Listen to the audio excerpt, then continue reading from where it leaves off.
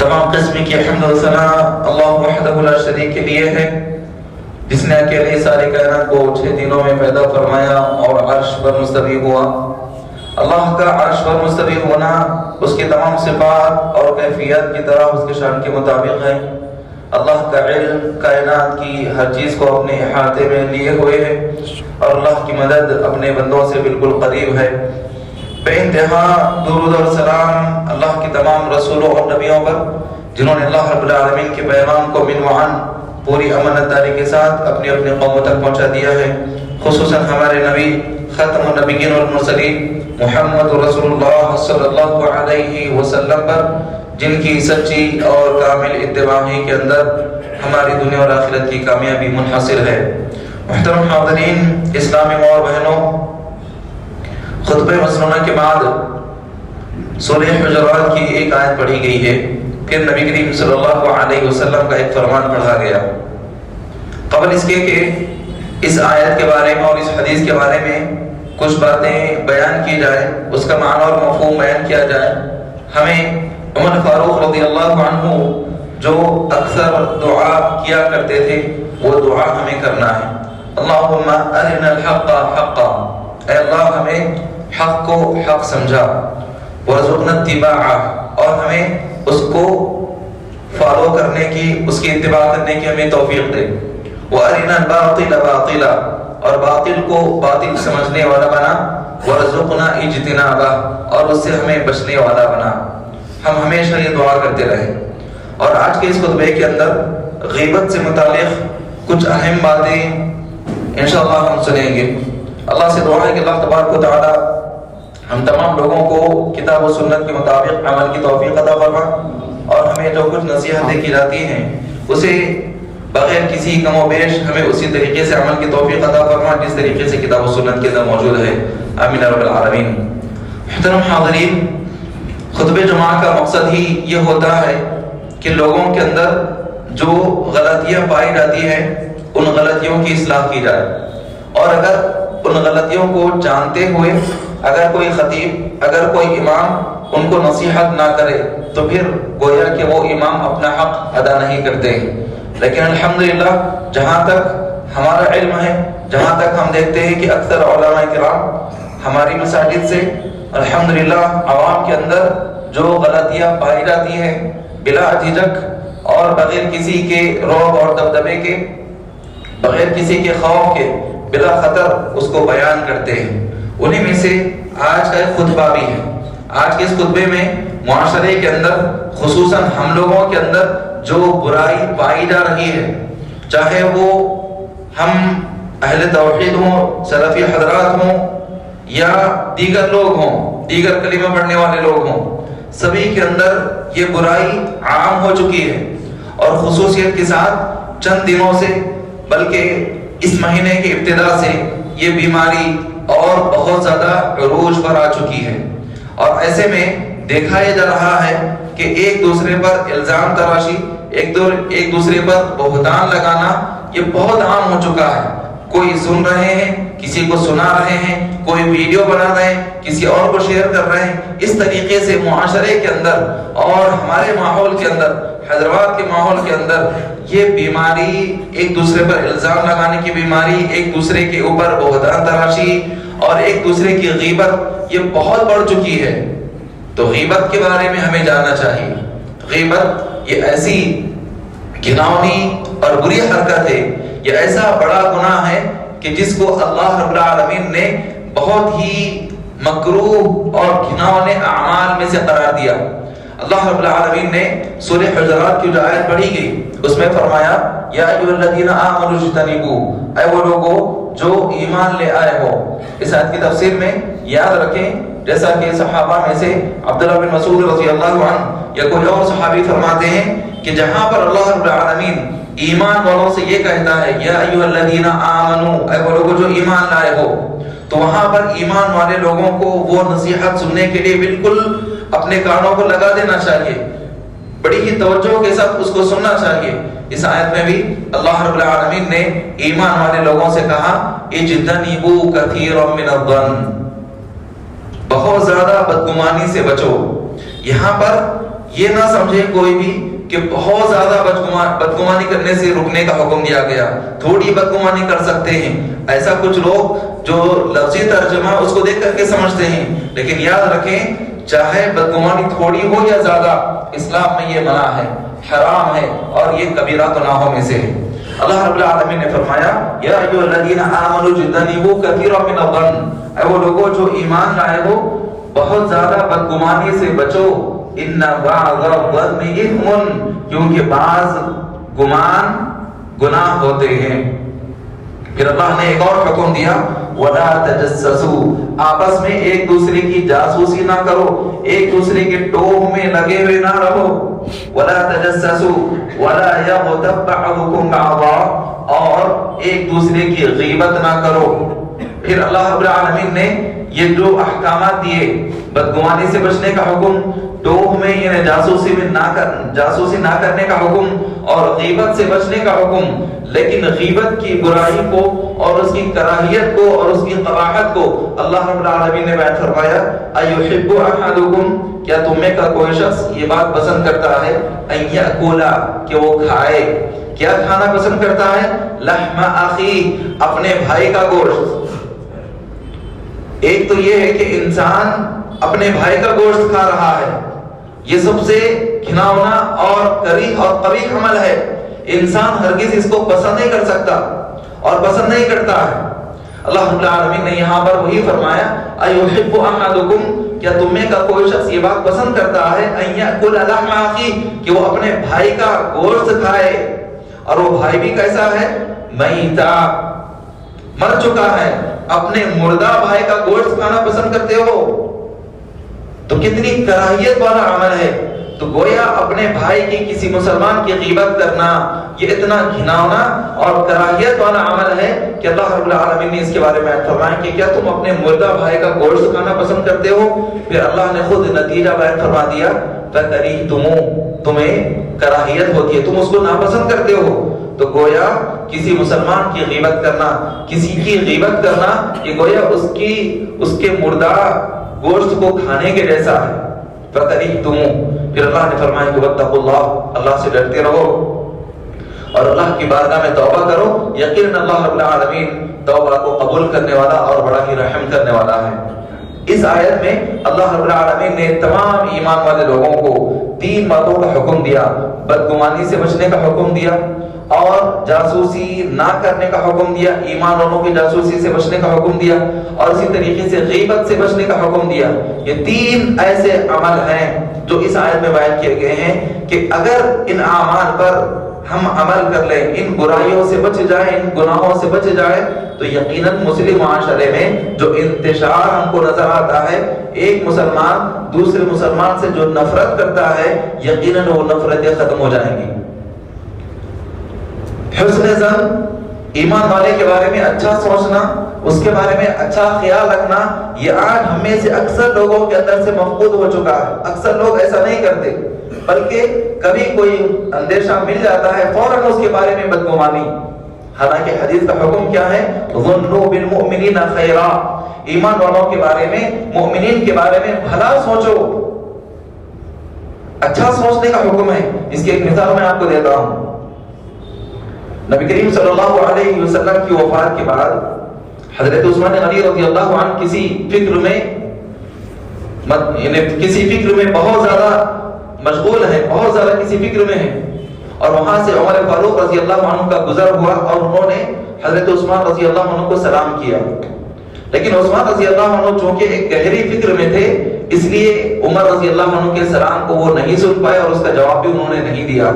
جب انہوں نے جواب نہیں دیا تو عمر فاروق رضی اللہ عنہ کو بہت برا لگا کہ میں ان کو سلام کر رہا ہوں اور وہ جواب نہیں دے رہے ہیں۔ یہاں پر بھی ہم اپنے عمل کی اصلاح کر لیں، بہت سے لوگوں کو ہم سلام کرتے ہیں تو وہ ہمیں جواب نہیں دیتے، کیا سمجھتے ہیں پتہ نہیں، حالانکہ ایک ایمان والے کا دوسرے ایمان والے پر، ایک مسلمان کا دوسرے مسلمان پر یہ حق ہے کہ جب اس کو سلام کیا جائے تو اس کو جواب دے، جب اس سے ملاقات ہو تو اس کو سلام کرے، یہ ہونا چاہیے۔ تو عمر فاروق رضی اللہ عنہ کو عثمان رضی اللہ عنہ نے جواب نہیں دیا تو اس کو بہت برا جانا انہوں نے، اور اس کے بعد ان کی شکایت خلیفہ اول ابو بکر صدیق رضی اللہ عنہ کے پاس لے گئے اور کہا کہ میں فلاں مقام سے گزر رہا تھا، وہاں پر عثمان بیٹھے ہوئے تھے، ان کو میں نے سلام کیا اور انہوں نے جواب نہیں دیا. تو پھر اس کے بعد عمر فاروق رضی اللہ عنہ کو وہیں پر بٹھا کر کے ابو بکر رضی اللہ عنہ نے عثمان رضی اللہ عنہ کو اپنے پاس بلا بھیجا. عثمان رضی اللہ عنہ سے کہا کہ کیا بات ہے کہ تم کیا عمر سے ناراض ہو؟ تو کہا کہ ایسی کوئی بات نہیں ہے. تو کہا تم نے ان کے سلام کا جواب کیوں نہیں دیا؟ تو اس وقت عثمان غنی رضی اللہ عنہ نے فرمایا کہ اے امیر المومنین، نبی کریم صلی اللہ علیہ وسلم کی وفات کے بعد میں فکر میں تھا، میں کچھ بات سوچ رہا تھا کہ امت کا کیا ہوگا. اسی فکر میں بہت زیادہ مشغول تھا، اسی فکر میں بہت گہرائی تک تھا. اور ایسے موقع پہ ہو سکتا ہے کہ شاید وہاں سے یہی بات ابھی بیان کر رہے تھے عثمان رضی اللہ عنہ، فوراً ابو بکر رضی اللہ عنہ سمجھ گئے کہ حقیقت یہ ہے کہ عثمان رضی اللہ عنہ کے کانوں میں عمر رضی اللہ عنہ کے سلام کی آواز نہیں پہنچی، اور فوراً وہ بیچ میں دخل اندازی کرتے ہوئے کہتے ہیں کہ شاید عثمان نے تمہاری آواز نہ سنی ہو اور کسی فکر نے ان کو مشغول رکھا ہو. یہاں پر حسن ظن اور یقیناً حسن ظن برابر تھا. تو اس طریقے کا خیال ہونا چاہیے ایک دوسرے کے بارے میں. آج ہم کیا کرتے ہیں، کوئی بھی کچھ عمل کر دیتا ہے فوراً اس کے بارے میں بدگمانی، فوراً اس کے بارے میں بدگمانی. یاد رکھ لیجئے یہ ایک مسلمان کے لیے، ایک ایمان والے کے لیے مناسب نہیں ہے. اور خصوصیت کے ساتھ ہم لوگوں کے لیے جو کتاب اللہ اور سنت رسول اللہ پر عمل کرنے کا دعویٰ کرتے ہیں. دوسرے لوگ تو عمل کرنے کا دعویٰ نہیں کرتے، وہ صرف مسلمان ہونے کا دعویٰ کرتے ہیں. ہم خالص طور پر کتاب اللہ اور سنت رسول اللہ پر عمل کرنے کا دعویٰ کرتے ہیں، صحابہ کے طریقے کے مطابق عمل کرنے کا دعویٰ کرتے ہیں. لیکن کیا بات ہے کہ ایسے واقعات میں، ایسے معاملات میں ہم صحابہ کے طریقے کو نہیں اپناتے؟ کیا ہمیں یہاں پر صحابہ کا طریقہ اپنانا نہیں چاہیے؟ یقیناً اپنانا چاہیے. لہذا یاد رکھ لیں کہ ایمان والوں کے بارے میں حسن ظن رکھنا چاہیے. اور پھر اسی طریقے سے ہم لوگوں کو بھی چاہیے کہ اگر کوئی ہمارے بارے میں بدگمانی کر سکتا ہے تو ویسے مقامات پر جانے سے بھی ہمیں بچنا ہے، ویسے مقامات پر جانے سے بھی ہمیں بچنا ہے. اور اللہ رب العالمین نے آگے جو فرمایا کہ وَلَا يَغْتَبْ بَعْضُكُمْ بَعْضًا، تم میں کا ایک دوسرے کی غیبت نہ کرے. غیبت کیا ہے؟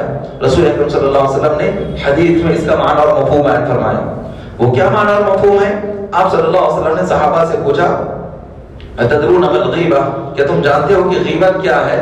صحابہ نے کہا، اور جیسا کہ ان کا شیوا تھا، ان کی پہچان تھی، اگر وہ جانتے بھی جواب تو بھی پھر نبی کریم صلی اللہ علیہ وسلم سے اور زیادہ علم کیا ملتا ہے؟ اس کو جاننے کے لیے وہ کہتے ہیں کہ اللہ و رسول عالم، اللہ اور اس کے رسول زیادہ بہتر جانتے ہیں. چنانچہ یہاں پر بھی صحابہ کرام نے یہی کہا کہ اللہ اور اس کے رسول زیادہ بہتر جانتے ہیں. تو اس موقع پہ نبی کریم صلی اللہ علیہ وسلم نے فرمایا ذکرک اخاک بما یکرہ، تم اپنے بھائی کی اس طریقے سے باتیں بیان کرنا، تم اپنے بھائی کے بارے میں وہ باتیں بیان کرنا جس کو وہ ناپسند کرتا ہو، یا تم اپنے بھائی کا ذکر اس انداز میں کرنا کہ جس کو وہ ناپسند کرتا ہو.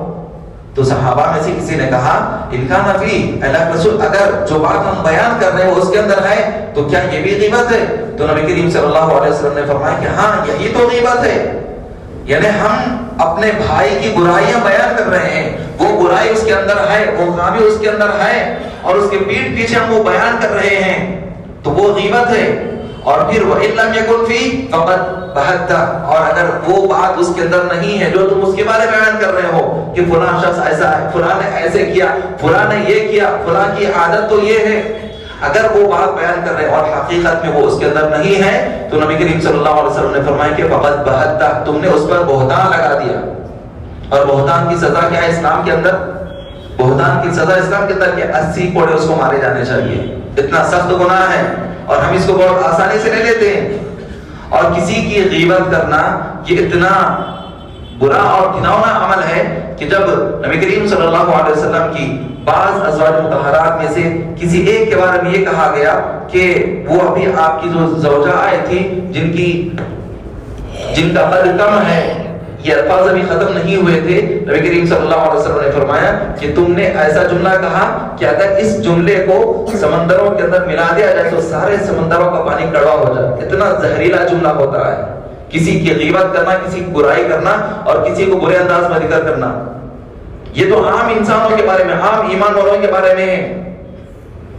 اور اس کے اندر سلف نے یہ بات بیان فرمائی ہے کہ اگر وہ علماء ہیں، اگر وہ علماء ہیں، عالم دین ہیں، ان کی غیبت کر رہے ہیں تو یہ اور ہی زیادہ گھناؤنا اور ناپسندیدہ عمل ہے.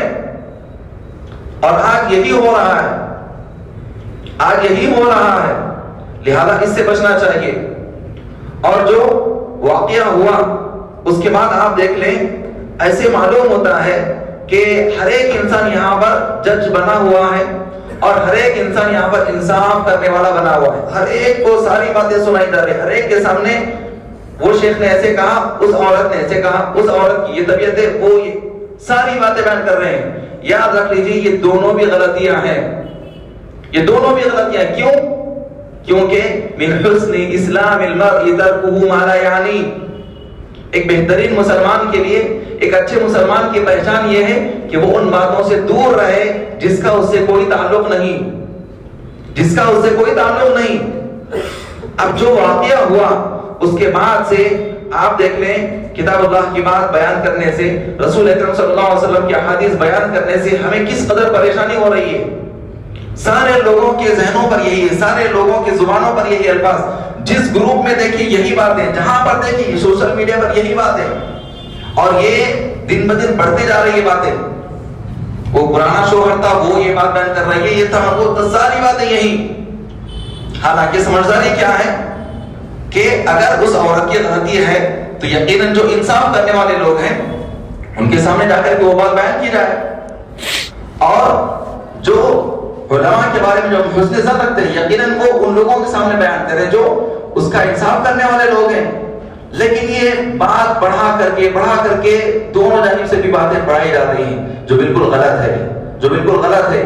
جیسا کہ جب نبی کریم صلی اللہ علیہ وسلم کے زمانے میں ایک عورت نے چوری کی اور اس کے چوری کی سزا کی وجہ سے آپ صلی اللہ علیہ وسلم نے کہا کہ اس کے ہاتھ کاٹ دیے جائے، تو کیا وہاں پر کوئی دائت میں آ کر کے ادھر ادھر کی باتیں بیان کی تو سب لوگ ہر طرح باتیں عام کر دیے؟ نہیں، بلکہ وہاں پر جن سے تعلق تھا ان کے سامنے بات بیان کی گئی۔ تو یہاں پر بھی یہ جو واقعہ ہوا تھا مرکز کے اندر، اس کے اندر یہ جو بات یا وبا عام ہو چکی ہے دونوں جانب سے، شیخ حسین مدنی حفظ اللہ کی تائید میں یا ان کے اگینسٹ میں یا اس عورت کے خلاف، اور ہم تو یہی مانتے ہیں کہ یقیناً وہ عورت کی خطا کار ہوگی، صحیح بات اللہ ہی بہتر جانتا ہے، لیکن یہ جو وبا عام ہو چکی ہے اس سے بچیے، اس معاملے کو اللہ کے اوپر چھوڑ دیجئے، اور وہ لوگ یقیناً اس کی تحقیق کریں گے جو انصاف کرنے والے ہیں۔ کیا میرا اس سے کوئی تعلق ہے؟ کیا آپ لوگوں میں سے اس کا کوئی تعلق ہے؟ نہیں ہے، پھر اس میں کیوں پڑھ رہے ہیں؟ اس میں کیوں پڑھ رہے ہیں؟ اور اس میں پڑھ کے اپنے ایمان کو کیوں خراب کر رہے ہیں؟ برائی کی جانب کیوں آگے بڑھ رہے ہیں؟ سفیان ثوری رحمۃ اللہ علیہ کے پاس ایک آدمی آ کر کے یہ کہتا ہے کہ فلاں شخص تو آپ کی غیبت کر رہا ہے، آپ کو برا بھلا کہہ رہا ہے، تو وہاں پر سفیان ثوری رحمۃ اللہ علیہ نے کیا فرمایا؟ اب انہوں نے فرمایا کیا شیطان کو دنیا کے اور بندوں میں سے کوئی اور بندہ نہیں ملا، صرف تو ہی ملا تھا کیا جو اس طریقے سے اس نے تجھے منتخب کیا؟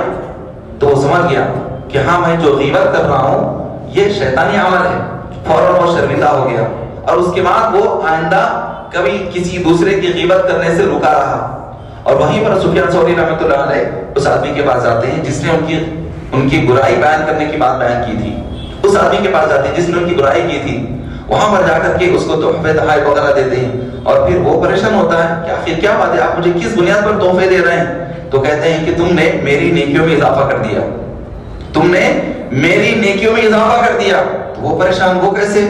تو کہا کہ شاید تم نے میری غیبت کی ہوگی اور تم نے مجھے وہ باتیں بیان کر دی جو میرے اندر نہیں ہے، تو میں اس بات کی کوشش کروں گا کہ یقیناً وہ باتیں میرے اندر نہ آئیں، تم نے میری اصلاح کر دی۔ تو اس طریقے سے انہوں نے اس آدمی کو بھی نصیحت کر دی جو برائی بیان کر رہا تھا، اور اس آدمی کو بھی نصیحت کر دی جو غیبت کر رہا تھا۔ لہذا غیبت کے بارے میں ہمیں بچنا چاہیے۔ اسی طریقے سے ہم میں سے بہت سارے لوگ یہ کہتے ہیں کہ بھائی پیٹھ پیچھے اگر کوئی برائی بیان کر رہے ہیں تو غیبت ہے، ٹھیک ہے چلو ہم اتنے بڑے بہادر ہیں کہ اگر کوئی میں کلام بھی آ جائے تو اس کے منہ پہ ہم بولتے ہیں، ایسے کہتے ہیں لوگ، سامنے بولتا ہوں بلاؤ ان کو، اس طریقے سے بات بیان کرتے ہیں۔ یہ بھی غلط ہے، یہ طریقہ بھی غلط ہے۔ کیوں؟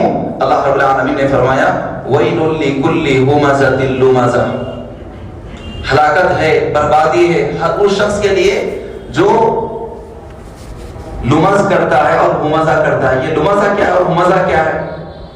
اس کا مطلب یہی ہے کہ اگر کسی کے بارے میں برائی بیان کر رہا ہے، اس کے پیٹھ پیچھے کھس پھس جو کرتے ہیں، کانا پھوسی جو کرتے ہیں، اگر یہ پیٹھ پیچھے کر رہے ہیں تو یہ کیا ہے؟ ہمزہ کے اندر آتا ہے. اور اگر سامنے اس کے بارے میں بیان کر رہے ہیں اور اس کو رسوا کرتے ہیں لوگوں کے سامنے، ارے تم تو فلاں ہو نا، تمہاری یہ غلطی، تم تو فلاں ہو، تمہاری یہ غلطی، سامنے اگر برائی بیان کرتے ہیں، اس کی اصلاح مقصود نہیں ہے، اس کی غلطی کی اصلاح مقصود نہیں ہے، بلکہ اس کو رسوا کرنا ہے، تو پھر اس کے بارے میں مفسرین نے کہا کہ یہی تو لمزہ ہے. اور ایسے لوگوں کے بارے میں اللہ رب العالمین نے فرمایا کہ ان کے لیے ہلاکت ہے، یا ان کے لیے جہنم کی ویل ہے، جہنم کی وادی ہے. لہذا کسی بھی طریقے سے یہ جو عمل ہے غیبت کا، یہ بہت ہی گھناؤنا عمل ہے، اس سے بچنا چاہیے. اور جب ہم اس سے بچیں گے تو یقیناً ہم اپنے اعمال کی بھی حفاظت کر پائیں گے. اگر ہم نے ان اعمال سے اپنے آپ کو نہیں بچایا تو پھر ہم یقیناً بہت ہی خطرے میں ہیں، یقیناً ہم بہت ہی خطرے میں ہیں. لہذا انہی نصیحتوں کے ساتھ اس خطبے کو ختم کیا جا رہا ہے کہ غیبت سے بچیں، بدگمانی سے بچیں، چغلی اور ایک دوسرے کے بارے میں برائی بیان کرنے سے بچیں. اور اگر کسی کی اصلاح ہی ہم کرنا چاہتے ہیں تو پھر ہم ان سے اکیلے میں ملیں اور ان کو نصیحت کریں.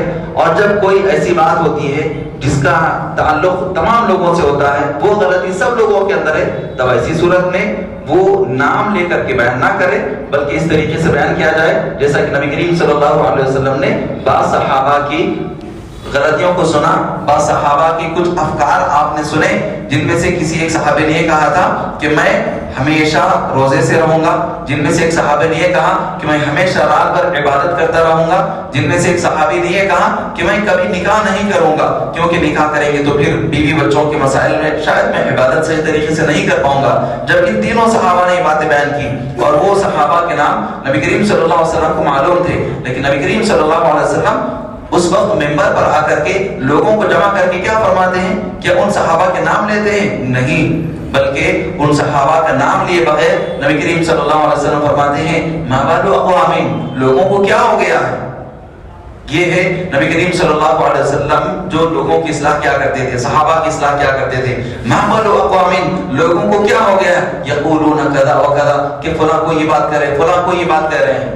اس طریقے سے لوگوں کی اصلاح کیا کرتے تھے. اور پھر اسی طریقے سے آپ احادیث میں دیکھ سکتے ہیں کہ اگر کسی صحابی سے کوئی غلطی ہو گئی ہو اور اس غلطی کا ذکر کرنا اور اس سے جو مسائل معلوم ہوتے ہیں وہ بیان کرنا مقصود ہوتا ہے حدیث میں، تو آپ دیکھیں گے کہ اس حدیث میں آدمی کا نام نہیں لیا گیا، صحابی کا نام نہیں لیا گیا، بلکہ جاء رجل، ایک آدمی آیا، جاء اعرابی، ایک بدو شخص آیا.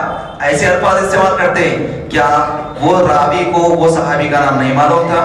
کیا اس راوی کو، وہ حدیث بیان کرنے والے صحابی کو وہ شخص کا نام نہیں معلوم تھا؟ یقیناً معلوم تھا، لیکن انہوں نے ایسے الفاظ کیوں استعمال کیے؟ کیونکہ وہاں پر اس آدمی کو برا بھلا کہنا مقصود نہیں ہے، بلکہ جو غلطی ہے اس کی اصلاح مقصود ہے. اسی لیے صحابہ جو ہے جب بھی کسی کی غلطی کو بیان کرتے تو نام لیے بغیر بیان کرتے، اور پھر جب حد سے زیادہ اس کی تحقیق ہوتی ہے تو پھر وہاں پر یہ بات بیان کر دی جاتی ہے کہ فلاں شخص نے ایسے کہا تھا. جیسا کہ آپ جو ہے دیکھ سکتے ہیں نبی کریم صلی اللہ علیہ وسلم نے جو حنین کے مال غنیمت آئے تھے، اس موقع پہ آپ صلی اللہ علیہ وسلم جو ابھی مسلمان ان کو بہت زیادہ مان دیے اور ان کو اچھا مان دیے. جو پہلے سے تھے اسلام میں ان کو آپ صلی اللہ علیہ وسلم نے کچھ کم دیا. تو یہاں پر ایک شخص آیا اور اس کا نام کیا تھا؟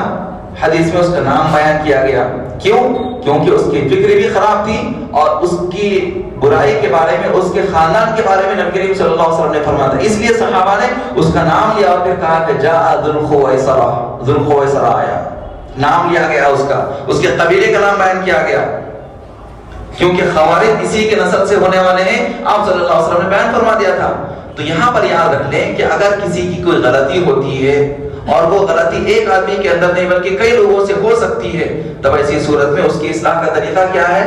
اس کی اصلاح کا طریقہ یہ ہے کہ عمومی طور پر بیان کیا جائے کہ لوگوں کے اندر ایسی باتیں پائی جاتی ہیں، اس سے بچنا ہے. لہذا ہم سب لوگوں کو چاہیے کہ ہم اپنی اصلاح کریں. اور حضرت شعیب علیہ السلام نے جو کہا وہی میں بھی کہتا ہوں، ان اريد الا اصلاح ما استطعت وما توفیقی الا باللہ. ہم اپنی استطاعت پر اصلاح کی کوشش کر رہے ہیں اور توفیق دینا اللہ کے ہاتھ میں ہے. اللہ سے دعا ہے کہ اللہ تبارک و تعالیٰ ہم تمام لوگوں کو ہر قسم کی کبیرہ اور صغیرہ گناہوں سے محفوظ فرما. اللہ تبارک و تعالیٰ اس شہر میں جو بدگمانی کی فضا عام ہو چکی ہے اس سے ہم تمام لوگوں کو بچا لے. اللہ تبارک و تعالیٰ ہم تمام لوگوں کے اندر اتحاد اور اتفاق قائم فرما. اللہ تبارک و تعالیٰ ہم میں سے جو بیمار ہیں جنہوں نے دعائیں کرنے کے لیے کہا, اللہ تبارک و تعالیٰ سب کو شفا کاملہ صحت عاجلہ عطا فرما, ایمان و ہدایت پر ثابت قدمی عطا فرما. آمین. اللہ تبارک و تعالیٰ ہم میں سے جو پریشان حال ہیں ان سب کی پریشانی کو دور فرما. اللہ تبارک و تعالیٰ مسلمان جن کا توحید پر انتقال ہوا ہے اپنے فضل و کرم سے سب کی مغفرت فرما دے, سب کو جنت الفردوس میں نصیب فرما. اللہ تبارک و تعالیٰ جب تک ہمیں دنیا میں رکھ, ایمان و اسلام کی حالت میں زندہ رکھ, اور جب ہمارا خاتمہ فرما تو ایمان و اسلام کی حالت میں خاتمہ فرما. آمین. بارک اللہ لی ولکم ولسائر المسلمین من کل ذنب فاستغفروه انه